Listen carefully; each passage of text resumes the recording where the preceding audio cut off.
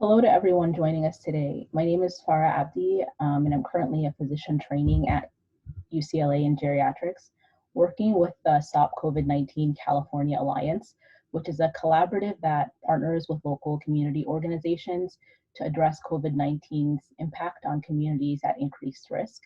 Thank you so much for inviting me to speak today. What I will be speaking on is the COVID-19 vaccine and providing an overview that I hope is helpful to you all. So we'll go ahead and get started.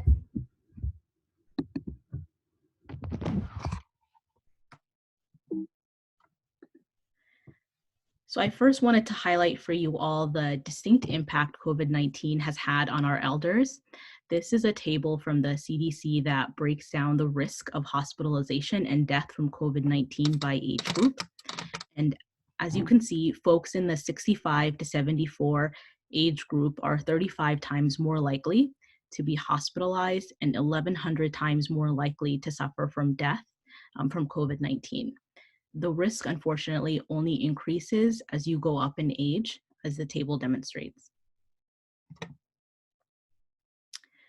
Then layering on top of the age factor, we know that communities of color have also shouldered a disproportionate share of hospitalizations and death. There are many reasons for this, ranging from access to care, socioeconomic discrimination, and burden of chronic diseases, such as hypertension and diabetes, among others. This is particularly why these communities are being encouraged to get the vaccine.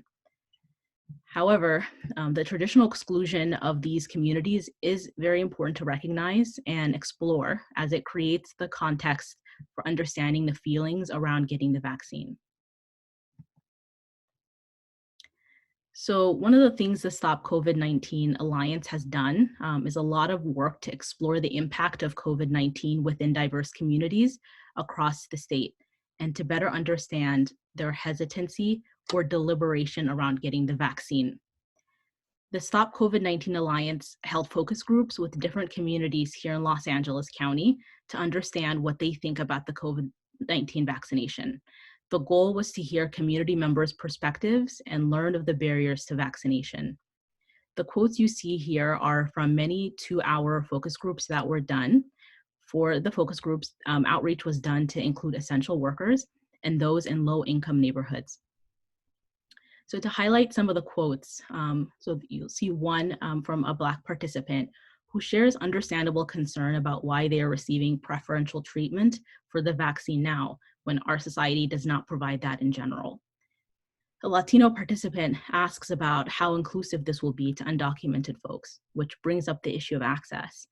A Pacific Islander participant expresses worry about the rate at which the vaccine was developed and whether communities of color were adequately included in the trials. And I just want to take a moment to say that these are all valid thoughts and concerns to have, and such is why it's perhaps better to use the term vaccine deliberation and not vaccine hesitancy when discussing why someone may be unsure about getting vaccinated. So to highlight the most common concerns that came up in the focus group work, they were mistrust that is based on historic and contemporary mistreatment, the lack of universal trusted sources of information, having different sources of different information and at times inconsistent information, the fact that the vaccine is a new form and it is felt by some to have been created quickly, leading them to wonder if part of the clinical trial process was skipped. And finally, the question of who was represented in the clinical trials. And so again, it's important to recognize that there are many reasons for vaccine deliberation and that each person's concerns are valid, respectable, and should be answered by someone who is qualified to discuss the risks and benefits for you as an individual. I wanted to now get into what the vaccine does and does not do. We know that the vaccine protects people.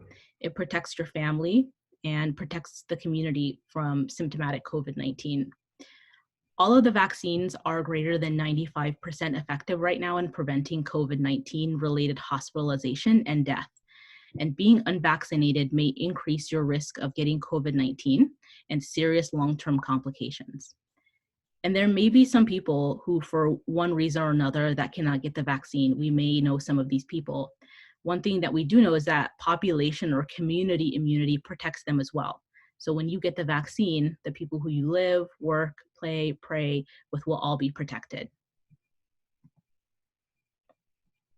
A common thing many want to know is which vaccine is better. I mean, I would say that the best vaccine is the one that you can get. It's key to remember that all three vaccines greatly decrease the chances that you will get a severe case of COVID-19. There were no COVID-19 deaths for the vaccinated groups in the clinical trials. It's difficult to compare the Pfizer and Moderna against the Johnson & Johnson effectiveness rates for many reasons. One of the key ones being that they were tested on different groups of people at different stages of the pandemic.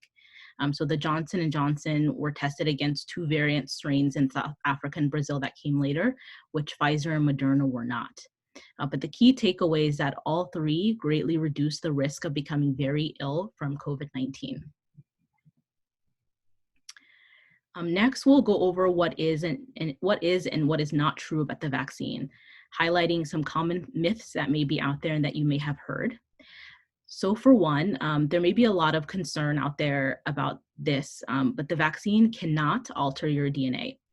Rather, it contains instructions for your body to recognize COVID-19 and develop antibodies to fight COVID-19.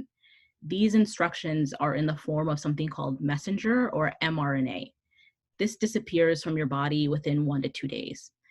For the younger folks, maybe in the audience, this is akin to like Snapchat and how the images go away after a brief time. It is a myth that 5G mobile phones can transmit coronavirus. Another concern may be that the results were faked. I think this may stem from the common concern or question regarding whether the vaccine was rushed, which I wanted to take a moment to cover. So we always try and emphasize that scientists developed the vaccine and not the government. This does not mean that you can't question the scientists or the science or that you should trust them without understanding for yourself, but this should provide some reassurance against politicization. It was tested and developed quickly, but very safely. There was no skipping of any steps. And as I mentioned earlier, steps of the trial were ran in parallel, and things were not going to move forward unless each of those steps was completed successfully. The increased amount of resources and cooperation, both at a national and international level, led to increased ability to conduct this research. Also, as a bit of reassurance, this vaccine technology predates cell phones. It's more than 30 years old. And there are key people who include immigrants, people of color, who've been involved in the development of the vaccine. So this isn't something that was developed by the white infrastructure with no relationship to the diverse communities that make up the US or the world. Additionally, you can't get COVID from the vaccine. All three of the vaccines, Pfizer, Moderna, and the Johnson & Johnson, do not contain any part of the coronavirus. So you cannot get the virus from taking the vaccine. Rather, they contain a protein, which, as I mentioned, is the mRNA that helps your body identify the virus. It also includes some fats, which are called lipids, and some salt and sugar, which are preservatives. There are also no animal products in the vaccine, and there are no nanosensors to track your location. Finally, there are also no long-term side effects to date.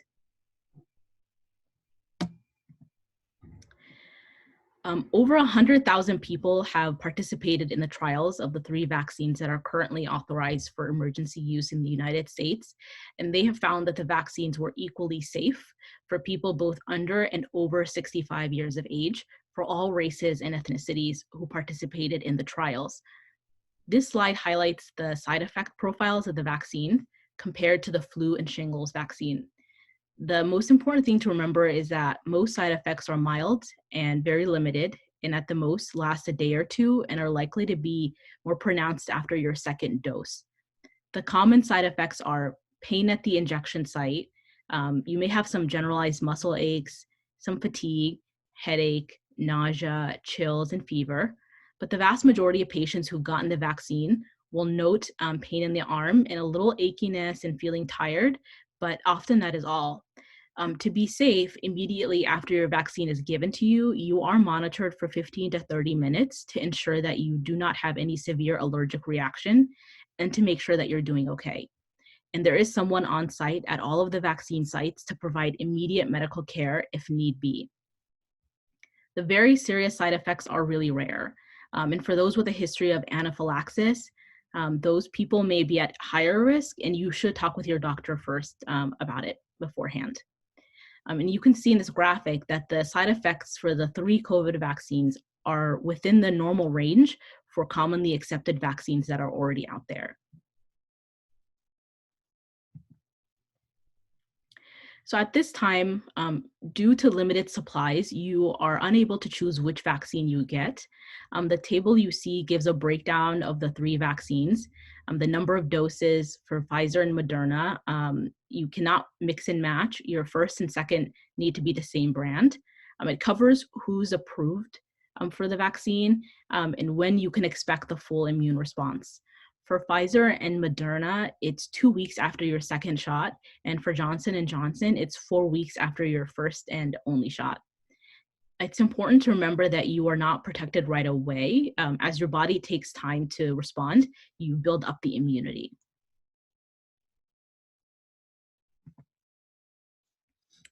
And as that arrow demonstrates there. So now we'll cover some frequently asked questions. So one, how representative were the trials? Over 100,000 people participated in the Pfizer, Moderna, and the Johnson & Johnson trials, and it was found to be equally safe for all adults and at all ages, in those 65 and over included, for all race and ethnicities, and in those with chronic conditions.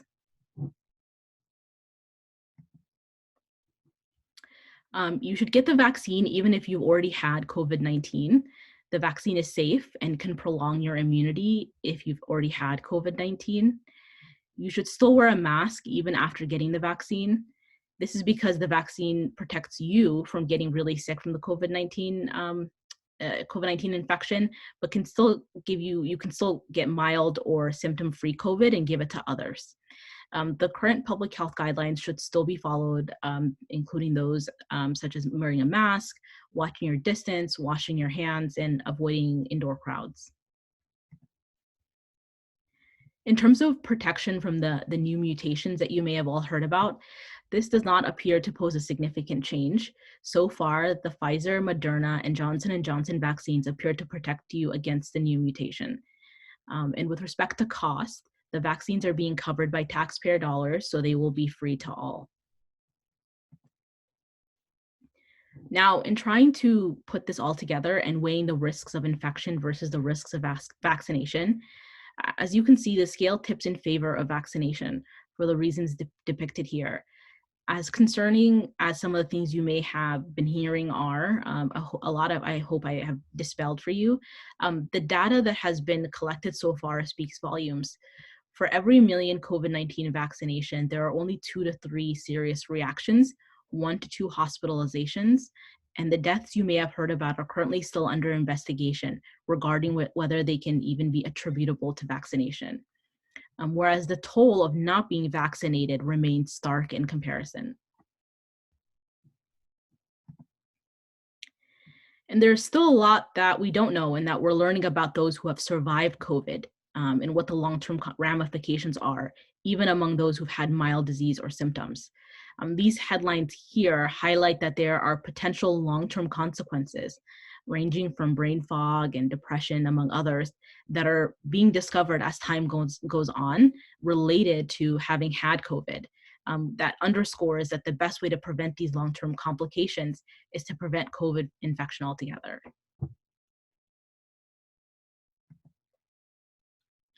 So what can fully vaccinated people do? They can visit with other fully vaccinated people indoors without masks or physical distancing. They can visit with unvaccinated people from a single household who are at low risk for severe COVID infection without masks or physical distancing. And they don't have to quarantine or test themselves after a known exposure to COVID if they are asymptomatic. This provides a visual kind of side by side of someone who is vaccinated and what they can do versus someone who is not. And it just highlights what I had just went over.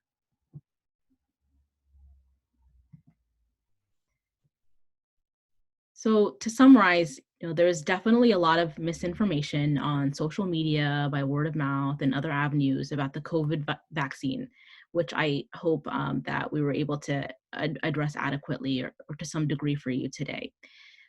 You know, COVID does not care what any of us believe. Communities of color are contracting disease and dying at higher rates.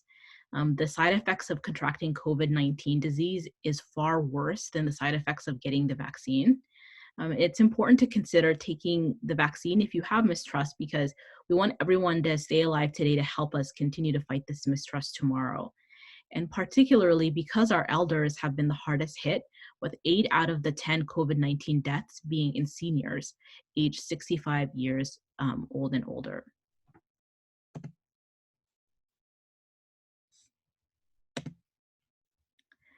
So it's important to recognize that the vaccine was developed because so many have already suffered, and we have lost too many.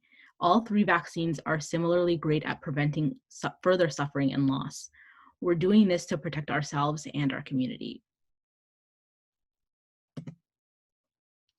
In short, being vaccinated will provide less risk of illness, milder symptoms if you do become infected, and reduce length of contagion. When you do become fully vaccinated, at this time, you should still take precautions, meaning masking and distancing in public, when visiting with unvaccinated folks who are at higher risk for severe COVID-19, and when you visit with unvaccinated people from multiple households.